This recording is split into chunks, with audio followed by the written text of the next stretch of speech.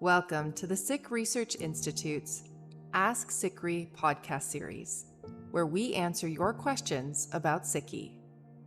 All questions are encouraged, whether you're a self-identified Sikh or just curious about the faith. So if there's something you really want to know, submit your questions at sikhri.org/ask. The most common questions will be answered in future episodes. So subscribe to the Sikhcast today to hear if your question is also on everyone else's mind. In today's episode, Harinder Singh, SikhRI's co-founder and innovation director, answers the frequently asked question, why does it seem like only men lead Sikh prayer services? In Sikhi, women in private space or public space, in personal relationship or corporate or panthic relationships, there is no difference. Women can lead anything, whatever they choose to. There is no prescribed role for women. Then how come we see discrepancies in precept and practice, like what we see with our visible eyes?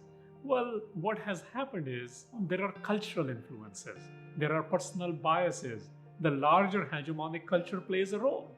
This is not a product of Sikh ethos when women are either not being allowed or are not being empowered to take certain positions of leadership. It actually is an outcome of cultural and personal biases and not allowing enough empowerments which will allow men and women, cisgender and non-cisgenders, and you can extrapolate that to any number of things. There cannot be any sexism or racism in Sikh ethos. There never was, because we are believers of Ikonkar, which means one force, which means the idea of oneness is born out of it. There should be zero tolerance for any racist or sexist bias. If they exist, that's a personal shortcoming, organizational shortcoming, cultural shortcoming, not the origin of Sikhi. Thank you so much, Harinder Singh, for helping us understand why it may seem like only men lead Sikh prayer services. And thank you for listening.